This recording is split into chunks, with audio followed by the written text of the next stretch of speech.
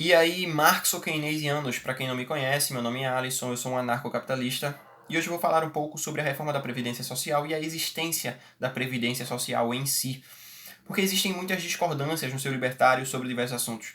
A reforma da Previdência é um deles. A existência da Previdência Social em si já é algo fechado, tá ligado?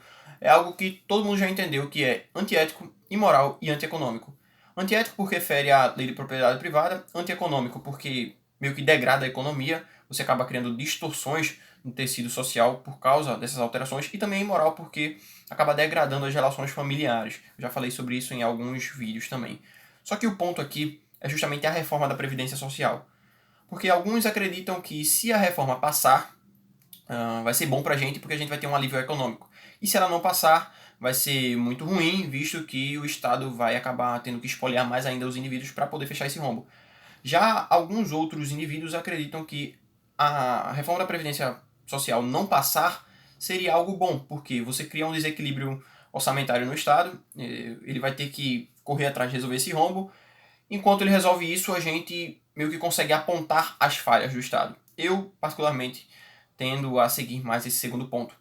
O Vinícius Bot fez um vídeo em resposta ao Foi falando sobre esse assunto, e dessa vez eu vou responder ao Bot. Eu anotei aqui algumas coisas que ele fala que eu acredito que são interessantes, então vou tentar analisá-las, tá bom? Muitas dessas coisas eu não anotei ao pé da letra porque eu não tenho mais saco para fazer isso como eu fazia no início, tá ligado? Dá muito trabalho. Mas enfim, no minuto 1 e 49 ele diz o seguinte: se ela não for aprovada, se referindo à reforma da Previdência, o governo vai ter que tirar muito mais dinheiro para cobrir o rombo, e esse dinheiro virá dos contribuintes. Os indivíduos vão sofrer economicamente com isso. No minuto 2 e 40 ele diz o seguinte, que a gente deve pensar um pouco no utilitarismo de curto prazo para que a gente não se ferre tanto. Então, o que ocorre aqui, o que eu vejo acontecer com muitos libertários é essa tentativa de seguir um tipo de utilitarismo de curto prazo. Muitos libertários fazem isso. Fizeram isso na época da votação do impeachment, fizeram isso quando o Bolsonaro foi eleito, enfim. Cara, eu tenho 99% de certeza que o Bot é um cara que ele tem o pensamento de longo prazo, principalmente por ser um Hopiano. E o Hope fala muito sobre a preferência temporal, do quão é importante você manter a preferência temporal baixa.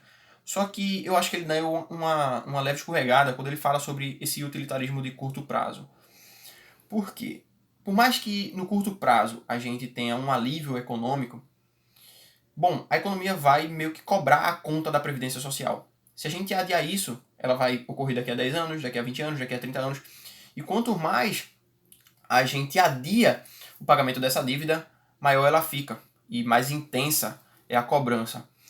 Eu faço uma analogia da Previdência Social com uma recessão comum que o Estado causa.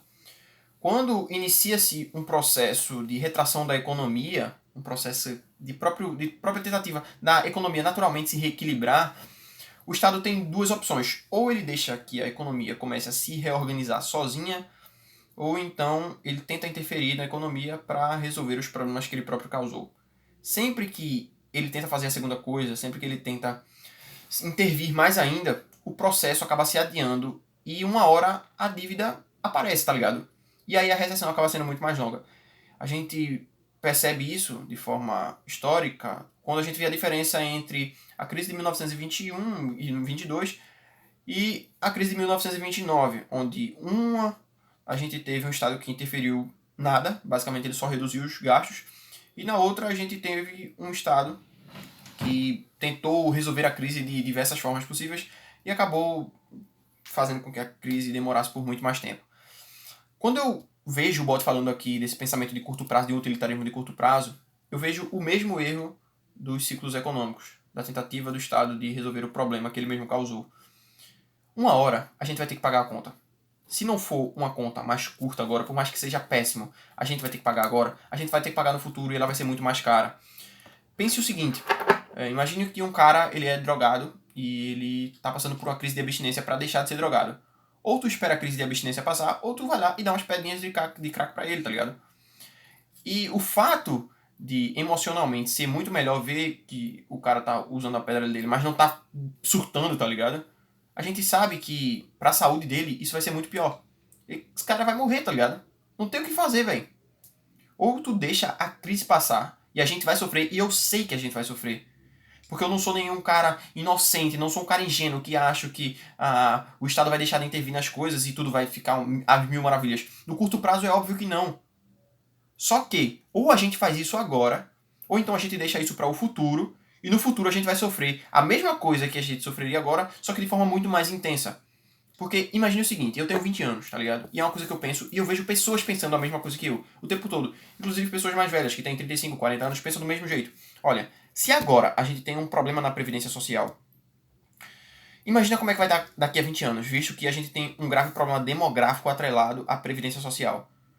Se agora a gente já está com esse problema, daqui a uns 20 anos a Previdência vai ser reformada de novo, eu vou ter 40, e daqui a mais 20 anos depois disso eu vou ter 60, e aí a Previdência Social provavelmente já vai estar nos 80, 85, quem sabe até 90 anos. Não dá pra saber isso, sabe? Ou talvez até a Previdência Social estoure mesmo, mais pra frente depois dessa reforma. Então é por isso que eu não acredito que a gente deva defender uma reforma agora. É muito melhor que ela quebre, que os indivíduos aprendam que a reforma da Previdência não é algo positivo, porque simplesmente você vai estar adiando algo que você vai ter que pagar no futuro e de forma muito mais cara. Então, quanto mais rápido for o processo de adaptação aos indivíduos a um ambiente sem a reforma da Previdência, mais saudável isso será. Mas aí a gente tem um outro tipo de tentativa de argumentação, que é o seguinte: olha, se a Previdência Social quebrar, se a reforma não passar, vai ficar um rombo e o Estado vai ter que meio que espolhar mais ainda os indivíduos ou expandir a base monetária para cobrir esse rombo. Bom, primeiramente, quando o medo é do aumento de expoliação por causa da não passada da reforma da Previdência, eu acho isso um medo meio chulo, visto que o Estado vai se expandir de qualquer maneira. Ele sempre vai tender à expansão. A expoliação vai aumentar de qualquer maneira. Pensa o seguinte, tu tem um monte de parasita em Brasília. E essa reforma social, essa reforma da Previdência ataca diretamente os benefícios que o Estado proporciona para esses caras. Será que, se essa reforma passar e esses benefícios que esses indivíduos perderem não vão ter que ser ganhos de outra maneira? Já parou para pensar sobre isso? Já imaginou que, se essa reforma da Previdência passar e a gente tiver outros problemas e entrar um governo de esquerda, esses caras vão acabar ganhando muito mais poder, porque eles vão poder dizer, olha, tá vendo aí, a gente passou a reforma da Previdência e o negócio não melhorou. Então, a Previdência tem que voltar, só que aí aumenta a legitimidade que os indivíduos vão atribuir para os governantes de esquerda, que são muito mais nefastos do que os da direita. Se bem que eu não vejo muita diferença entre eles. Então, eu acredito que tem que ter um grau de fé muito grande para acreditar que, se essa reforma da Previdência passar, o Estado vai expoliar menos os indivíduos. Eu não acredito que isso vai acontecer de forma alguma. Então, direcionar a nossa defesa muito mais de forma brutalista, justamente como o FOE faz, é o que eu faço.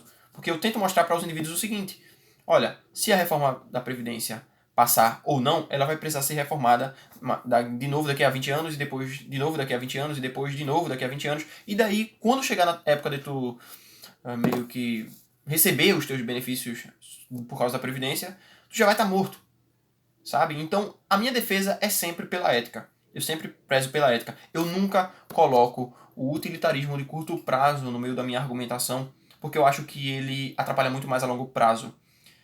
Existe uma visão muito otimista de que as coisas vão se resolver de alguma maneira sem que os indivíduos sofram, sem que nós soframos.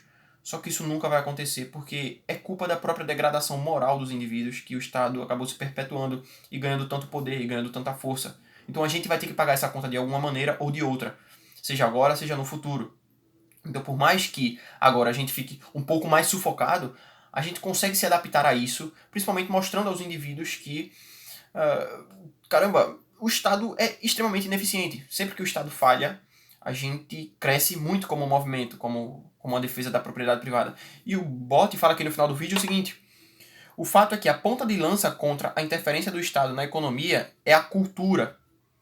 A gente precisa de um arcabouço institucional que mostre a ilegitimidade do Estado e a ineficiência dele no que tange às questões econômicas individuais. Que é um jeito de você atacar o Estado de forma cultural mais forte do que algo que ele se prestou a fazer, quebrar. Já parou para pensar nisso? Que aí é que surge um ponto de quebra, um ponto de partida do pensamento, porque o Bot fala uma coisa no vídeo dele que é o seguinte: como o Estado brasileiro já fez besteira diversas vezes ao longo das décadas que se passaram, a gente já deveria ser uma minarquia misesiana. Como ele diz bem isso aí, tá ligado? Só que ele não pensa que a gente meio que tá caminhando, por mais que eu seja muito pessimista, cara, a gente meio que tá caminhando para uma visão da ilegitimidade do Estado. A gente não consegue ver isso tão nitidamente porque quando a gente vê muitos indivíduos falando sobre política, a impressão que a gente tem é que a política realmente está muito mais forte no seio social. E talvez ela até esteja. Só que no âmbito cultural, eu acho que ela enfraqueceu muito. Por mais que eu tenha uma visão muito pessimista acerca das coisas que virão nos próximos anos, eu acredito que a gente tem muito libertário aí, cara. A gente teve um boom libertário gigantesco por causa da Dilma. E por mais que a gente fale sobre a recessão, dos problemas que a Dilma causou, velho, já parou pra pensar que a gente meio que continuou sobrevivendo, a gente continuou estudando, a gente continuou seguindo. Eu sei que teve muita gente que sofreu. E é por causa do sofrimento dessas pessoas que a gente não pode negar a importância que há em você fazer uma defesa moral contra o Estado. Porque essas pessoas estão pagando por isso. Essas pessoas realmente estão sofrendo por causa do Estado. E a partir do momento que a gente passa a fazer uma defesa utilitária de longo prazo, a gente meio que está deixando de honrar as pessoas que estão sofrendo justamente porque o Estado continua nos espoliando. Então esse é o vídeo que eu tinha para fazer em resposta ao bot. Simplesmente, hoje em dia eu nem defendo mais que a reforma da Previdência não passe e quebre. Eu simplesmente não ligo para ela. Eu só deixei de atribuir algum tipo de importância a ela. É o que eu tento fazer sempre contra o Estado, sabe? Acho que é o único jeito que a gente tem de continuar vivendo e sendo libertário. Se a gente realmente for tentar bater de frente com todo ponto, a gente acaba não vivendo.